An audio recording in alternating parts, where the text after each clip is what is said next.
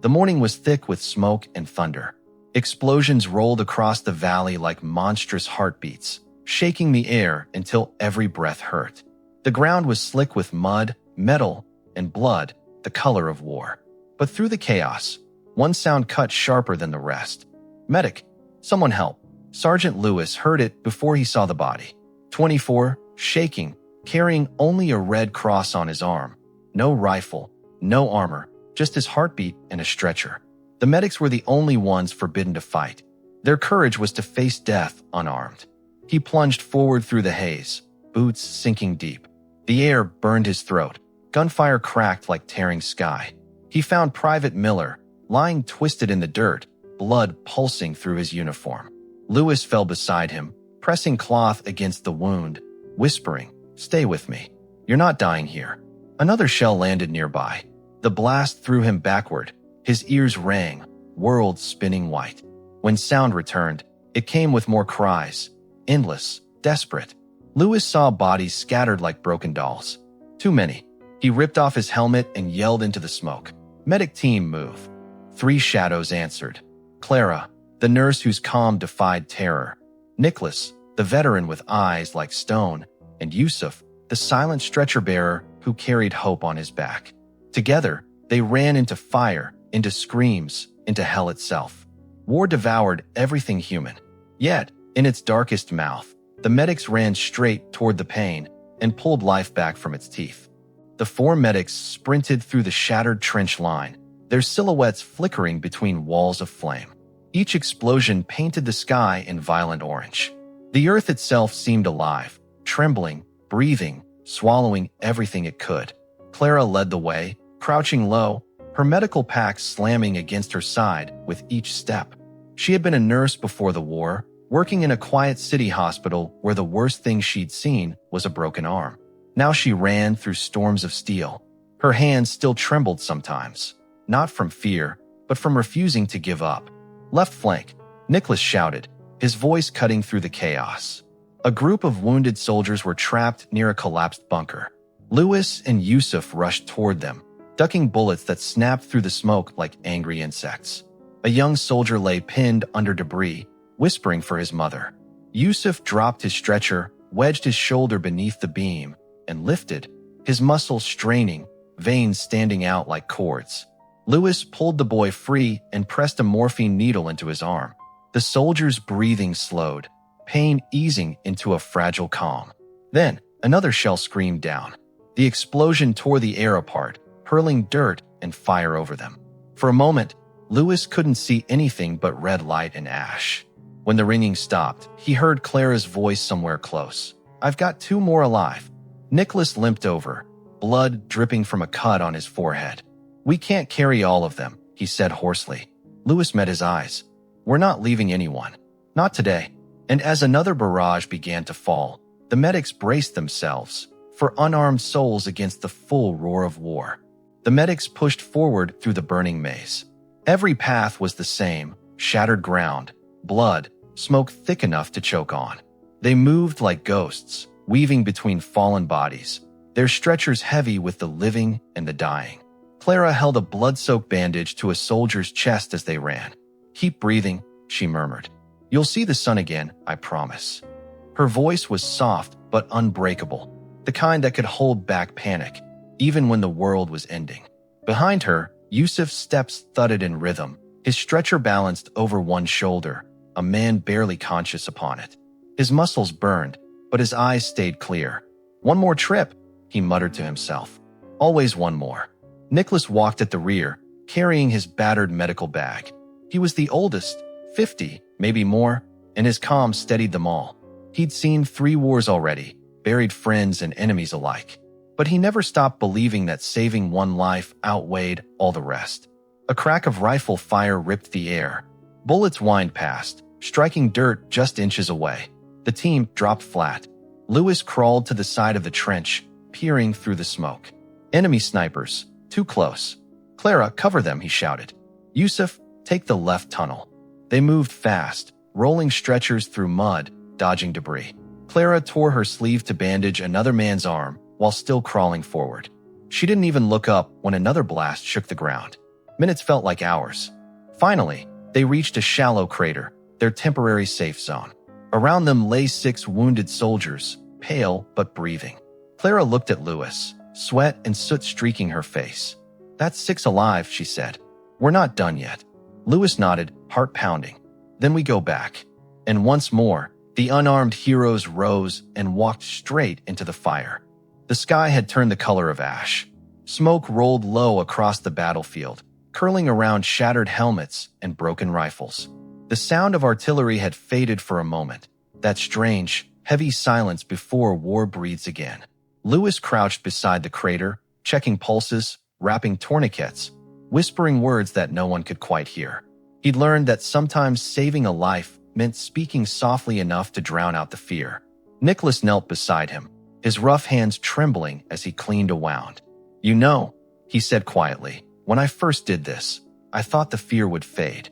But it never does. You just walk with it." Lewis gave a tired smile. "Maybe that's what courage is, walking with fear." A weak laugh escaped Nicholas. "Then we must be the bravest fools alive." The ground shuddered again, distant but approaching. Clara looked up, squinting through the smoke. "Incoming convoy," she said. "Could be ours or not." Everyone froze. Engines rumbled closer, grinding over the broken earth. Yusuf lifted his stretcher, ready to move if it turned hostile. The tension hung like a wire, until a familiar flag appeared through the haze. Relief flooded them. Friendly medics. The trucks rolled in, dust billowing around them. Uniformed nurses jumped out, calling for stretchers. Clara and Lewis worked side by side, loading the wounded. The smell of diesel and blood mixed into something unforgettable. One soldier grabbed Lewis's sleeve before being lifted onto a truck. His voice was faint. "You came back for us." Lewis met his eyes and nodded. "Always." As the convoy pulled away, Clara leaned against a wheel, exhausted. "That's a dozen lives today," she whispered. Lewis looked back toward the front line, smoke still rising, and a dozen more waiting. Without hesitation, the team turned and started running toward the next scream. By dusk, the battlefield had turned red under the sinking sun. The air shimmered with heat and smoke, and the cries of the wounded seemed to echo forever. Somewhere beyond the burning fields lay the river, their next obstacle, and beyond it, another camp of trapped soldiers. Lewis studied the map pinned against a sandbag, its edges burned and torn. "The only way across is that old bridge," he said. "If it still stands." Nicholas snorted softly. "If it doesn't, we swim." They moved out together, Lewis leading, Clara and Yusuf behind with stretchers, Nicholas carrying the last of the morphine. The closer they came to the river, the louder the battle grew again. Tracer rounds streaked like fireflies through the dusk, and the bridge loomed out of the smoke. Half destroyed, still burning at one end. "Cross fast," Lewis shouted. One at a time. Clara went first, balancing on broken planks, holding her pack tight against her chest. The river below boiled with the reflection of the flames. She could hear bullets snapping past, feel the bridge trembling beneath her boots. Halfway across, a scream cut through the noise. One of the wounded had slipped from Yusuf's stretcher, hanging halfway over the edge. Without a thought, Yusuf dropped to his knees, grabbing the man's wrist as the bridge swayed dangerously. "I've got you," he shouted. The boards cracked. Lewis lunged forward, clutching Yusuf's shoulder, pulling both men back just as the edge gave way. The broken section fell, crashing into the dark water below. For a heartbeat, no one breathed. Then Clara's voice called from the other side, trembling but fierce. "Everyone alive?" Lewis nodded, chest heaving. "Everyone alive." And together, 4 shadows against the fire, they crossed into the smoke, where more lives still waited to be saved. When the medics reached the far side of the river, the night had swallowed the last light of day. The air was colder there, thick with the smell of gunpowder and damp earth. A faint flicker of lanterns glowed ahead, the remnants of an old supply camp, now half buried in rubble. Lewis raised a hand, signaling silence. "Voices," he whispered. They crouched low, crawling between splintered crates and overturned wagons. Inside the ruined camp, they found them, the forgotten ones. Dozens of soldiers lay among the wreckage, moaning softly, wrapped in torn blankets and bandages long gone stiff with blood. Some had been there for days, waiting, hoping someone would come. Most had stopped believing. Clara dropped to her knees beside the first man she saw. His pulse was weak, eyes glassy, yet when she touched his face, he blinked. Life, faint but still there. "Water," she said to Yusuf. Quickly, Nicholas set down his bag, his movements steady, practiced. "We start with those still breathing. The rest," he paused, eyes flickering to the still bodies nearby. "We give them peace." They worked in silence, the only sounds the hiss of torn bandages and shallow breathing. Lewis moved from one man to another, his hands slick with blood, whispering names he didn't know, promising help that might not come in time. Then, a faint rustle. Lewis turned sharply, pistol barrels glinting in the dark.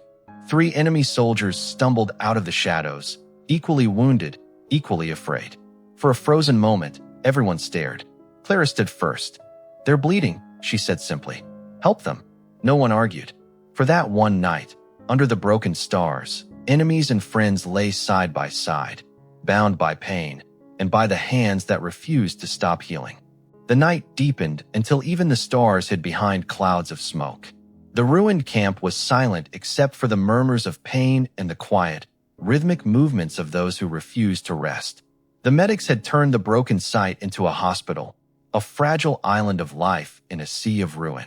Lewis moved between rows of wounded, lantern light trembling over his face. His hands were raw, his uniform stiff with dried blood, but he kept working. Every heartbeat mattered. Clara sat beside a soldier from the enemy's side, a boy, barely 19, his face pale and streaked with ash. He tried to speak, but the words tangled in his throat. "Don't," she said softly, pressing a wet cloth to his lips. "Save your strength. You're safe here." He stared at her, disbelief flickering in his eyes. No one had called him safe in months. Nicholas was outside, stacking empty morphine vials in a neat line beside his knee. The count of lives eased, if not saved. He'd seen too many nights like this, but something about this one felt heavier. "We're running low on everything," he muttered. Yusuf appeared from the shadows, his shoulders slumped, his stretcher frayed. "There's a stream nearby," he said. "I'll get water. Maybe find supplies." Lewis looked up from his patient. "Take someone with you." Yusuf shook his head. "Faster alone." For a moment, Lewis wanted to argue, but he saw the determination in Yusuf's eyes and simply nodded. "Be careful." Yusuf disappeared into the night, leaving the others surrounded by silence and flickering lanterns. In that stillness, Clara whispered, "Why do we keep doing this, Lewis?" He looked at her, tired, hollow, but still burning inside. "Because someone has to." Outside, thunder rolled again. The war was waking up. The forest swallowed Yusuf as he left the camp, the dim glow of lanterns fading behind him. The air was thick and cold, heavy with the scent of rain and burnt wood. Every step felt too loud. Somewhere far away, artillery whispered like distant thunder. He moved fast but careful, his stretcher slung over his back, an empty canteen clinking at his side. The war had turned him into something more than a man. Quiet, invisible, carved from endurance itself. Yet tonight, even his calm felt fragile. The stream wasn't far, but the path twisted through wreckage, fallen trees, rusted helmets, shattered wagons. Shadows shifted with each gust of wind, and Yusuf's heart drummed slow, steady, deliberate. When he finally reached the stream, he knelt beside it, scooping dark, cold water into the canteen. The rippling surface reflected the faint moonlight, and then another face beside his own. He froze. Out of the darkness stumbled a figure, enemy uniform, torn and bloodied, rifle dragging through the mud. The man lifted his head weakly, eyes glassy with fever. For a long moment, they stared at each other, soldier and medic, both exhausted, both alone. Then Yusuf dropped his canteen and caught the man as he fell forward. The rifle slipped away into the water. "Easy," Yusuf said, voice barely above a whisper. "You're hurt." The man groaned, words in another language tumbling out. Yusuf didn't understand, but he didn't need to. He tore his own sleeve, wrapped the bleeding arm, and hoisted the stranger over his shoulder. The journey back was slower. The weight of the wounded man pressed against him, every step harder, every sound sharper. Behind him, the sky began to flash again, distant flares marking the next wave of battle. But Yusuf didn't stop. He carried the stranger through the firelight, back toward the fragile camp. back toward Mercy. When Yusuf reappeared from the shadows, dawn was only a gray whisper on the horizon. His steps were slow, heavy, but his eyes still burned with purpose. Over his shoulder hung the limp body of the man he had found by the stream, the enemy soldier. Lewis hurried to meet him, confusion flashing across his face. "Who was that?" "Wounded," Yusuf said simply, lowering the man to the ground. "Same as the others." Clara was already at his side, checking for a pulse. "He's burning up," she murmured. "Fever's bad. He won't last long without clean bandages." Nicholas glanced toward the dim horizon, then back at Yusuf. "You brought an enemy into our camp," he said, his voice calm but heavy. Yusuf met his gaze. "I brought a human." For a long moment, no one spoke. Then Lewis nodded slowly. "We treat him like the rest." They worked in silence, the air thick with the smell of smoke and antiseptic. The wounded man drifted in and out of consciousness, muttering words in his own tongue. Names, perhaps prayers. Clara wiped his forehead, her voice soft, almost a lullaby. Around them, the others stirred, soldiers waking to find that even the enemy was being saved. Some frowned, some turned away, but none protested. When the stranger finally opened his eyes, they were wide with confusion. He stared at the red cross on Lewis's sleeve, then at the hands tending his wounds. Slowly, painfully, he whispered, "Why?" Lewis didn't answer right away. He just looked at Clara, at Yusuf, at Nicholas, each one as exhausted as he was. "Because we're medics," he said quietly. "We don't choose sides. We choose life." Outside, the first light of morning crept across the ruins, soft, fragile, and impossibly hopeful. The first rays of sunlight broke through the smoke, pale and uncertain. For a moment, it seemed as if the war had forgotten them. The wind whispered softly across the ruins, carrying the faint scent of burned grass and metal. Clara sat by the stranger's side, feeding him water drop by drop.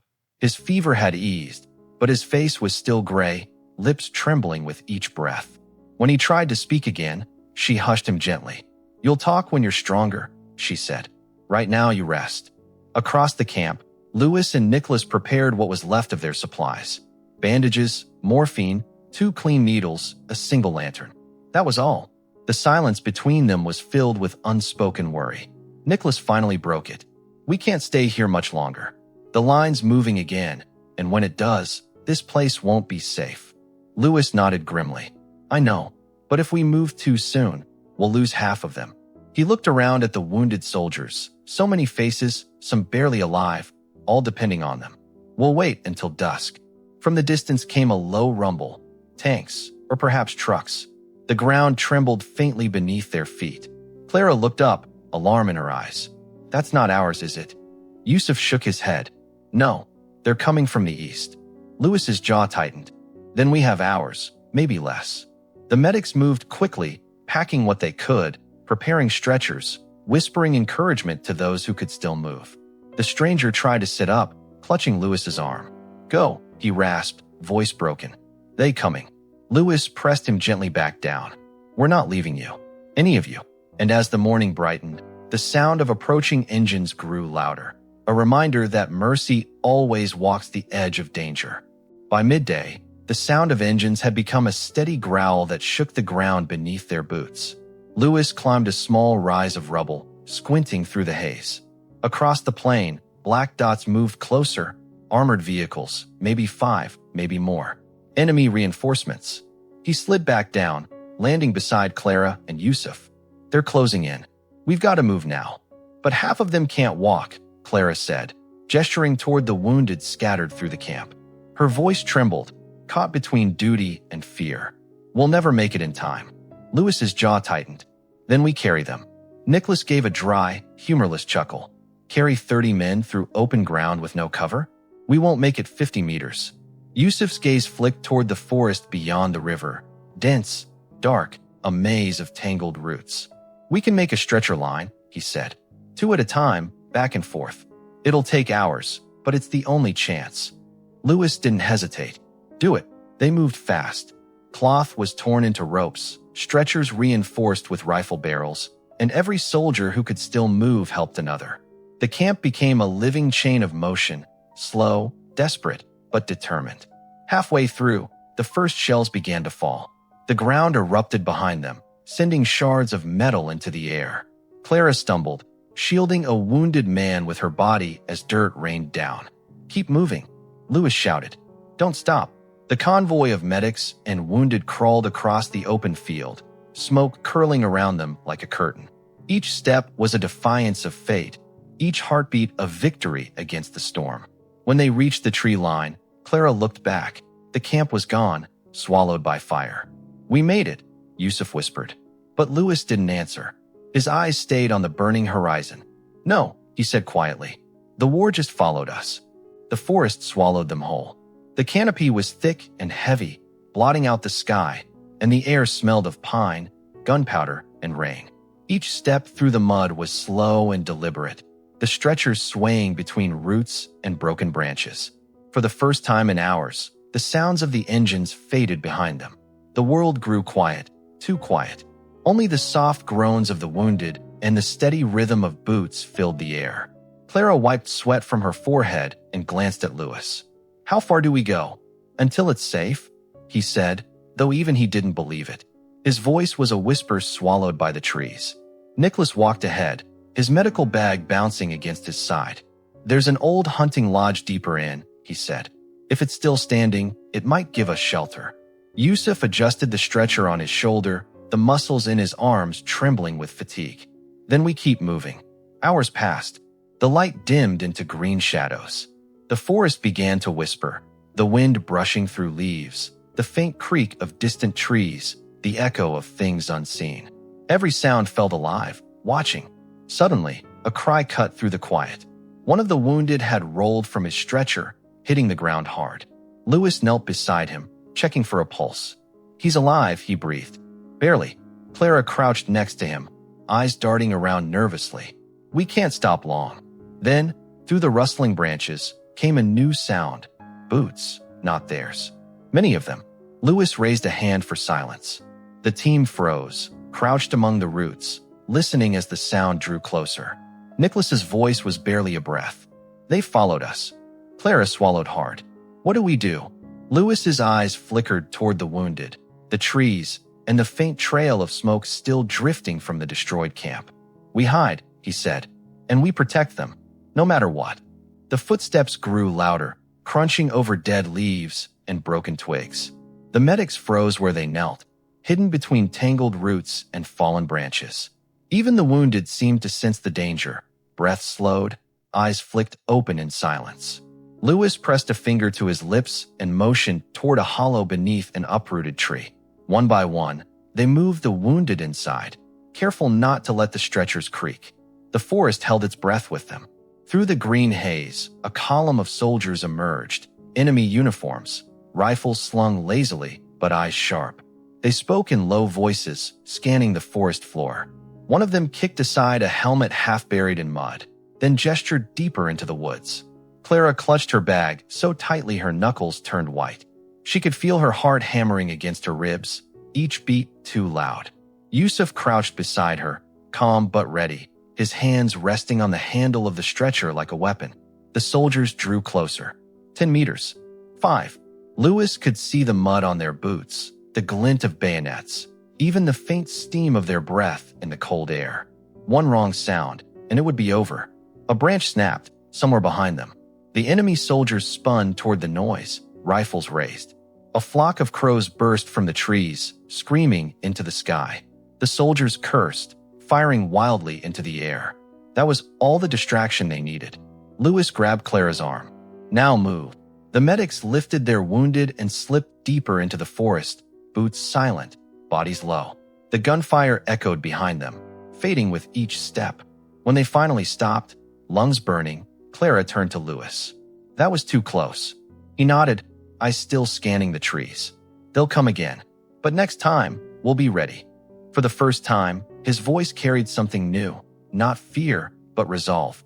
The kind that grows only when everything else is burned away.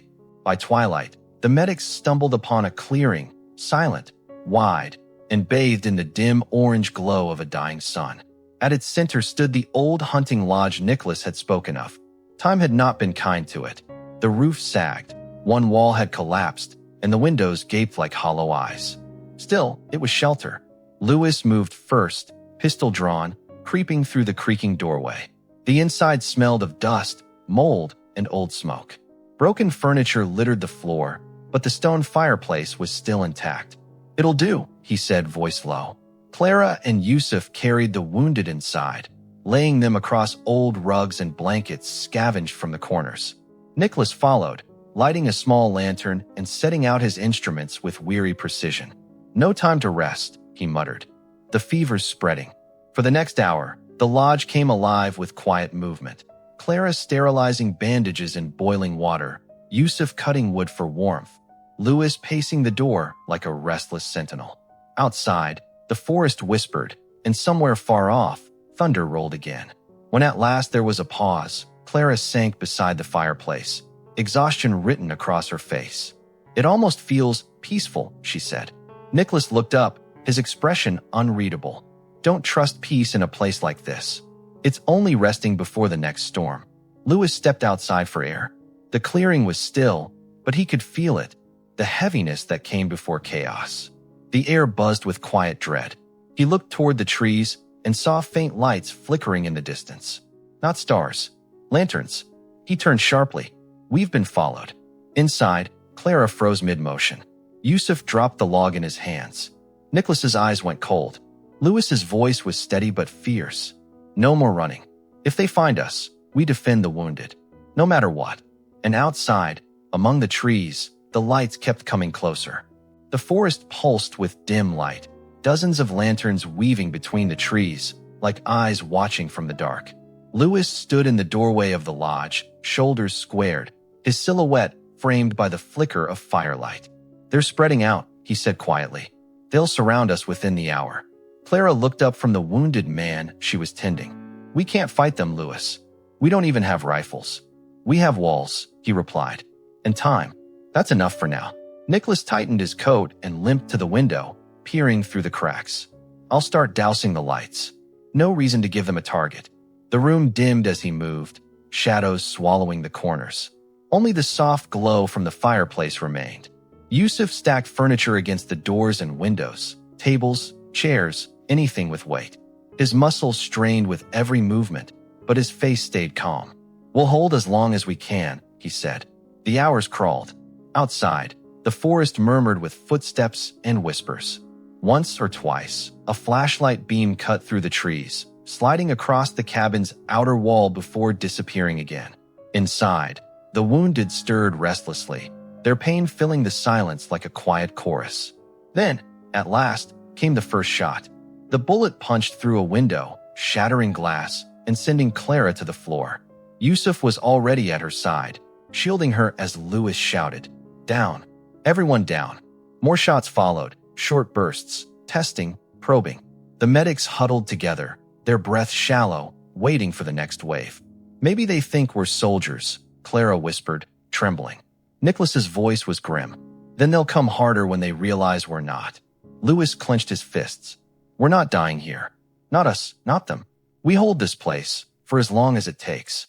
Outside, the forest roared with the sound of approaching boots. The siege had begun. The first assault came just before dawn. A flare arced through the trees, bursting overhead in a bloom of red light. Shadows jumped and stretched across the clearing, and in that ghostly glow, the medics saw them. A dozen soldiers advancing, rifles raised, faces hard. "Positions," Lewis hissed, pulling Clara back behind the overturned table that served as a barricade. He didn't have a gun, only a flare pistol he'd scavenged from a fallen scout. Yusuf crouched near the window, ready to block the door if it came to that. The first bullets tore into the walls, splintering wood and filling the room with dust. The wounded cried out, panic spreading like fire. Clara crawled between them, whispering reassurances, covering their heads with blankets. "Keep them calm," Lewis shouted. "No one moves." Nicholas, ever steady, tore down a curtain and soaked it in water. He pressed it against a window to block the flames now licking up the outer wall. "They're trying to burn us out," he growled. Yusuf's eyes flashed. "Then let's give them something to see." He grabbed a lantern, smashed it against the floor, and dragged the burning cloth toward the doorway. As the flames rose, he kicked the door open and hurled the fire outside. The soldiers shouted, stumbling back from the sudden blaze. Lewis fired his flare pistol into the air. The red light burst above the treetops, a desperate signal, a cry for help that might never be seen. For a moment, the world was chaos, gunfire, shouting, the roar of fire. But through it all, the medics held their ground. Not soldiers, not killers, yet somehow unbreakable. When the shooting stopped, smoke filled the lodge. The attackers had pulled back, for now. Clara coughed, her voice hoarse but firm. "We bought time." Lewis nodded, eyes burning through the haze. "Then we use it, because they'll come again, and next time, they won't miss." When the gunfire finally faded, the forest seemed to exhale. Smoke drifted lazily through the cracks in the roof, the scent of burnt wood and ash thick in every breath. The medics huddled among the wounded, their faces gray with exhaustion. No one spoke for a long time. The only sounds were the crackle of dying fire and the soft moans of pain. Clara was the first to move. She rose, her hands trembling but steady enough to work. "Help me check everyone," she said softly. Her voice cut through the heavy silence, fragile but commanding. Together, they went from one soldier to the next. Bandages were replaced, wounds rewrapped, burns cooled with what little water remained. Even in the dim light, Lewis could see how pale everyone had become. Too many lives depending on too few hands. Nicholas sat by the fireplace, sharpening a needle with grim focus. His eyes were shadowed, distant. "They'll regroup," he said. "No one retreats for long in a war like this." Lewis didn't argue. He was staring at the door, counting the seconds between distant echoes. "We'll be ready," he said, though his voice sounded more like a promise to himself than a plan. Yusuf stepped outside quietly, scanning the tree-line. The dawn mist hung low, curling around the pines like breath. For a fleeting moment, it was almost beautiful, peaceful, even. But then he saw them, faint shapes moving through the fog, too organized to be ghosts. He slipped back inside. "They're still out there," he whispered. "Watching." Clara's eyes widened. "Then why aren't they attacking?" Nicholas answered without looking up. "Because they're waiting for something worse." The words settled like frost over the room. Lewis met each of their gazes. Clara, Yusuf, Nicholas, his voice quiet but firm. "Whatever comes, we stay with them. We promised." And in the gray light of morning, for unarmed souls prepared once more to stand between death and the dying. The storm came without warning. Dark clouds gathered over the forest, swallowing the pale light that filtered through the trees. Within minutes, rain poured down, heavy, cold, relentless. It hissed through the broken roof and ran in rivulets down the lodge walls, washing soot and blood into muddy streaks. For the first time in days, the gunfire stopped completely. The world outside blurred into gray, the rain's roar drowning every other sound. Inside, the medics worked by the flicker of a single lantern, its flame trembling with every gust that slipped through the cracks. Clara leaned over a wounded soldier whose breathing had grown shallow. "He's fading," she whispered. "I need light." Yusuf held the lantern closer while Lewis pressed cloth to the man's chest, his hands steady despite the tremor in his arms. "You'll make it," he said quietly, a phrase he'd repeated so many times it had become both prayer and lie. Nicholas sat near the fireplace, sewing a deep gash on his own thigh. He didn't flinch, didn't stop working. "Pain keeps us awake," he muttered. "And awake is alive." The rain grew louder, hammering the roof like artillery. Then, a sound beneath it. Not thunder. Voices. Lewis froze, tilting his head toward the door. Through the roar of rain, faint shouts carried from the forest, commands in a harsh, clipped language. "They're moving again," Yusuf said. Clara looked up, water dripping from her hair. "How can they even see in this weather?" "They don't need to," Nicholas replied, his tone low and grim. "They're following the smoke. Ours." Lewis clenched his jaw. He could feel the exhaustion pressing on his bones, yet something in his chest burned fiercer than fear. "Then we move before they reach us," he said. Clara blinked. "Move? With all these wounded?"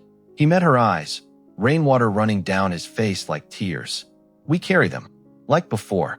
And outside, through the endless curtain of rain, the enemy lanterns began to glow again, inching closer with every heartbeat. Rain fell harder, drumming against the roof like a war drum. The medics moved quickly through the half-flooded lodge, gathering what little they had left: blankets, morphine, a handful of rations. The lantern flame hissed and guttered as wind tore through the cracks. Lewis tightened his soaked coat and shouted over the storm, "We leave now? Line them up, stretchers first." Clara and Yusuf obeyed without hesitation. Together, they lifted the first wounded man, water splashing around their boots as they carried him to the doorway. Nicholas followed, his limp worse but his eyes sharp as ever. Outside, the forest was a blur of rain and smoke. Lightning flashed across the sky, revealing ghostly trees and pools of mud deep enough to swallow a manhole. The medics struggled through it, the stretchers sinking into the muck, every step a battle. "Keep moving," Lewis urged. "Don't stop, the river's east." Behind them, the distant rumble of engines echoed through the storm. The enemy hadn't stopped. Even now, they were advancing, guided by the very thunder that masked their movement. Clara stumbled, nearly falling. Yusuf caught her arm, steadying her. "We're close," he said, his voice barely audible above the rain.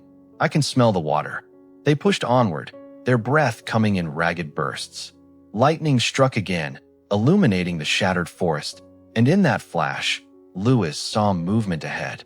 Shapes, dark against the silver rain. He raised a hand, signaling a stop. "Hold.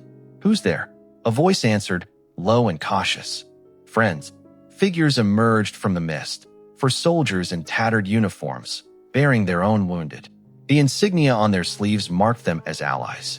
Relief hit like a wave. Lewis stepped forward. "We need a safe zone, any shelter." The lead soldier nodded toward the east. "There's an old trench line 2 kilometers ahead. We're setting up a field post there." Lewis turned to his team, rain streaking down his face. "You heard him. We're not done yet." And so, through the storm and mud, the medics marched again, unarmed, unyielding, carrying hope through the ruin. The path to the old trench line was a nightmare carved in mud. The ground sloped downward into a shallow valley, and the deeper they went, the thicker the muck became, each step sucking at their boots, each breath filled with rain and smoke. The Allied soldiers guided them through the dark, their lanterns swaying like dim stars. The rain hadn't stopped, but it had softened, turning from rage to relentless persistence. At last, they reached the edge of the trench, a scar in the earth stretching as far as they could see.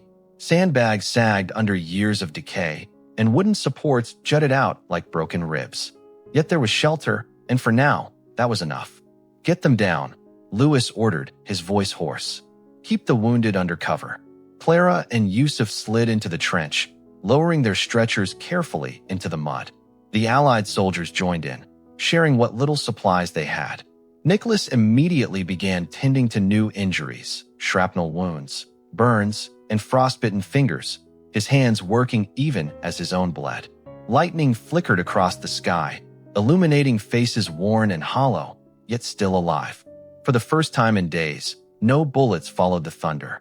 Lewis sat against a wall of earth, drenched and shaking, but not from cold. "We made it," he murmured, as if saying the words might make them true. Clara leaned beside him, brushing wet hair from her face. "For now," she said softly. "But look around, Lewis. This place, it's like a graveyard." He nodded, gazing down the long, water-filled trench where bodies from another war still slept beneath the mud. "Then we'll give it a new purpose." Nicholas looked up from his work, a faint, tired smile tugging at his mouth. "A trench of healing, not death. I can live with that." Above them, the storm rolled on, distant and weary. The medics huddled together, their light flickering against the darkness, tiny, fragile, yet defiant. And for that one long night, amid the ruins of war, they built a sanctuary of the living. By morning, the storm had drifted east, leaving behind a silence that felt too fragile to trust. The sky hung low and gray, mist curling over the forest like smoke from an unseen fire. The medics stirred in the trench, stiff and aching, but alive. Lewis climbed the ladder to the surface, scanning the horizon. From up there, the world looked wounded, trees shattered, earth torn open, and far off, faint plumes of smoke rising from what must have been the old camp. He turned as Clara joined him, her boots squelching in the mud. "The wounded are stable," she said. "For now, Nicholas hasn't slept. He never does." Lewis replied, managing a small smile. He's made of something harder than the rest of us. Clara's eyes followed his to the east, where the land dipped toward a winding river. The water shimmered silver beneath the dull light. If we can reach that river, maybe we can move them downstream. Get closer to the main line. Lewis nodded slowly. We'll need rafts. And time. Both are in short supply. Below them, Yusuf was already working, salvaging planks, rope, anything that could float. If it holds men, he said between breaths, it'll hold hope. By midday, they had built 2 makeshift rafts. The wounded were lifted one by one, wrapped in blankets and prayers. The river waited, calm and cold, whispering promises of escape. As they pushed off, the current caught them gently, carrying them forward through the fog. For a fleeting moment, there was peace, only the rhythm of water and the soft creak of wood. Then, from the distance, came the echo of engines. Clara looked back sharply. They found us again. Lewis's grip tightened on the pole guiding their raft. Then we keep moving. The river's our road now. The mist thickened, swallowing everything behind them. Ahead lay uncertainty, danger, and perhaps, just perhaps, survival. The river carried them like a slow-moving dream. Mist rose in pale curtains, blurring the world into shades of silver and gray. The trees leaned close on either side, their reflections rippling across the dark water. The only sounds were the steady splash of Yusuf's pole and the faint groans of the wounded. Clara sat at the bow, eyes fixed on the drifting fog. Every so often, she thought she saw shapes moving within it, figures walking along the riverbank, too silent to be real. They're watching us, she whispered. Nicholas looked up from tending to a soldier's bandaged leg. Ghosts, he said, voice calm. Every battlefield has them. They don't harm the living, only remind us what we carry. Lewis didn't answer. His focus stayed ahead, scanning for bends in the river, for places to hide if the engines behind them grew closer. But the mist thickened, pressing in until the world shrank to a circle no wider than the raft itself. Yusuf broke the silence. The current's picking up. We're moving faster. Indeed, the water had begun to churn. The calm flow turned restless, the surface swirling with unseen depths. The raft rocked, creaking under their weight. Hold steady, Lewis barked, bracing his arm against the side. We can't afford to tip. The second raft, carrying most of the wounded, drifted dangerously close to the bank. Clara shouted for them to steer right, but the current pulled harder. Branches scraped the sides. One man cried out as the raft struck a submerged log. Rope, Yusuf shouted, throwing one across the water. Lewis caught it, wrapping it around his forearm, teeth clenched as he fought the pull. Together, they dragged the rafts back into the center of the river. Just as the mist thinned and revealed something ahead. A bridge, or what was left of one. Its stone arches had crumbled into the water, leaving jagged debris jutting from the surface like the bones of a fallen giant. Lewis's eyes widened. Brace yourselves. The rafts surged forward, caught in the roaring current. And in that moment, the thin line between life and loss began to blur once again. The river screamed as it tore through the ruins of the bridge. Waves crashed against the stone, spinning the rafts like leaves in a storm. Lewis gripped the rope until his palms burned, shouting over the roar, "Hold on. Don't let go." The first raft struck a fallen beam, splintering along the edge. Yusuf lunged, steadying it with his pole, his boots sliding across the wet boards. "She's breaking apart," he yelled. "Keep her steady." Lewis barked back, hauling with all his strength. The rope bit into his arm, the veins standing out against his skin. Clara crawled toward the wounded, trying to shield them with her body as debris crashed around them. "We'll make it through," she shouted, though her voice cracked with fear. Nicholas, ever calm amid the chaos, reached for a soldier who'd slipped toward the edge. "Stay with me," he called, catching the man's arm just as he fell into the freezing current. The weight nearly pulled Nicholas in with him, but Lewis grabbed his coat and dragged them both back to safety. Then a snap. The rope between the rafts snapped in two, whipping through the air like a serpent. "Lewis!" Clara screamed. The second raft spun away, vanishing behind the shattered arch. "Clara!" Lewis roared, his voice swallowed by the river. He leapt forward, reaching out, but she and Yusuf were already gone downstream, carried away by the current, their shouts fading into the storm. The remaining raft slammed against a rock, throwing up a wall of spray. Nicholas clung to the edge, gasping, "We've lost them." Lewis stared down the river, his chest heaving, rain and tears indistinguishable on his face. "No," he said. "We'll find them. I swear it." The raft drifted into calmer waters at last, half sunken but afloat. Behind them lay wreckage and ruin. Ahead, only fog and the faint echo of voices that might have been ghosts. The river had split them apart, but the promise of rescue would drive them forward again. The current hurled Clara and Yusuf through the rapids like driftwood. The raft bucked and spun, scraping against submerged rocks as icy spray stung their faces. They clung to the ropes, soaked to the bone, unable to see more than a few meters ahead. "Left! Pull left!" Yusuf shouted over the roar of the water. Clara threw her weight to the side, the raft lurching dangerously. One of the stretchers slid, and she lunged to grab it, catching the wounded soldier just before he fell into the torrent. "I've got you," she cried, her muscles straining.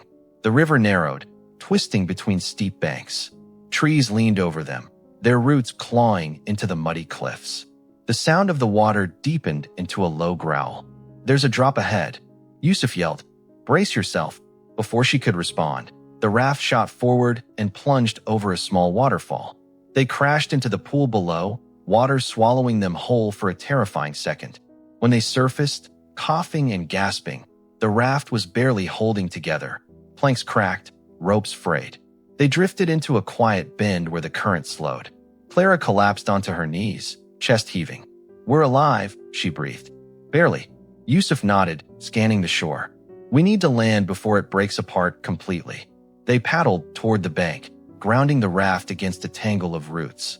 Clara stumbled ashore, helping Yusuf drag the wounded onto the mud. The forest around them was eerily still. No gunfire, no voices, only the whisper of rain on leaves. For a moment, neither spoke. Then Yusuf said, "Do you think the others made it?" Clara hesitated. "If anyone could, it's Lewis." Yusuf smiled faintly. "Then he'll come for us." But as night began to fall, the forest grew darker, colder, and far off, across the river, came the faint sound of dogs barking. Clara froze. "They're tracking us." Yusuf met her eyes, his expression hardening. "Then we move. Now." And once more, the healers who had sworn to save lives began another desperate flight to save their own. The forest closed around them like a living thing. Every branch seemed to reach. Every shadow seemed to move. Clara and Yusuf pressed onward, half carrying, half dragging the two wounded soldiers who'd survived the river. The sound of barking grew louder, not distant anymore, but near. "They've got dogs," Yusuf muttered. "We'll never outrun them carrying this weight." Clara's jaw tightened. "Then we outsmart them." The rain had softened the ground into thick mud, each footprint clear and deep. Clara stopped suddenly, her eyes scanning the slope ahead. "There," she whispered, pointing to a cluster of fallen trees. Beneath them, the earth had hollowed into a shallow pit, hidden under tangled roots. They laid the wounded inside, covering them with branches and leaves. The men groaned softly, one clutching Clara's hand. "Don't leave us," he rasped. Clara leaned close, her voice steady though her heart raced. "We're not leaving. We're leading them away." Yusuf nodded grimly. Together, they ran upstream, breaking branches deliberately, letting their boots stamp loud and clear. The barking shifted, following the false trail. Minutes stretched into eternity. The forest echoed with shouts in a language neither of them wanted to understand. Then, silence. Yusuf crouched behind a rock, listening. His breath came in ragged gasps. "I think it worked," he whispered. "Don't talk like that," she pleaded, pressing her hands to the wound. "We'll patch you up. You'll be fine." Yusuf's hand reached for hers, gripping weakly. "Go. They'll come for the light. You can still save them. I'm not leaving you." But his grip loosened, and his voice faded with the rain. "You already saved me." The forest swallowed the last echo of his words. Clara sat there for a heartbeat, 2, maybe 3, before the sound of boots forced her to move. She kissed his forehead, whispered a prayer, and ran. Behind her, the flare's light flickered out, plunging the world back into darkness. The forest was quiet again, cruelly, eerily quiet. Clara moved like a shadow, her breath shallow, her clothes heavy with rain and grief. Every sound she made felt too loud. Every heartbeat echoed in her skull. She followed the riverbank north, where the mist was thickest. The world was a blur of gray and water. She no longer knew if she was running towards safety or away from despair. When she finally reached the hollow where they had hidden the wounded, her heart nearly stopped. The pit was empty. The branches had been brushed aside, the ground trampled. "No," she whispered. She fell to her knees, sifting through the wet earth with trembling hands. No bodies, no blood, just footprints leading deeper into the trees, small, uncertain, but alive. A sob of relief escaped her lips. They moved them. They're alive. A twig snapped behind her. Clara spun around, knife in hand, her pulse spiking. "Clara!" She froze.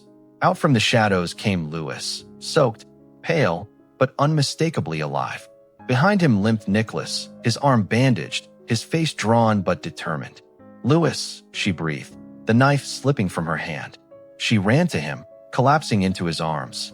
For a moment, the war, the mud, the blood, it all fell away. He held her tightly, whispering, "We thought we'd lost you." Clara shook her head against his shoulder. "Yusuf, he didn't make it." Lewis's eyes closed. For a moment, neither spoke. Then he said softly, "He saved you." He'd say that was enough. Nicholas approached, exhaustion etched deep into his features. "We found the others. They're further north, near the hills. The enemies moved east. We have a window." Clara nodded, wiping her tears. "Then we move now. No more running. We finish this."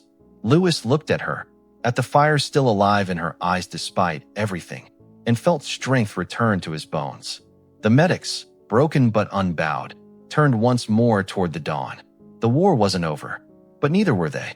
By mid-morning, the fog had thinned, revealing a pale sky bruised with streaks of orange. The medics moved quietly through the forest, following Nicholas's directions. Every step felt heavier now, from exhaustion, from grief, from the ghosts that seemed to follow just out of sight. Eventually, the trees began to thin, and the land sloped upward.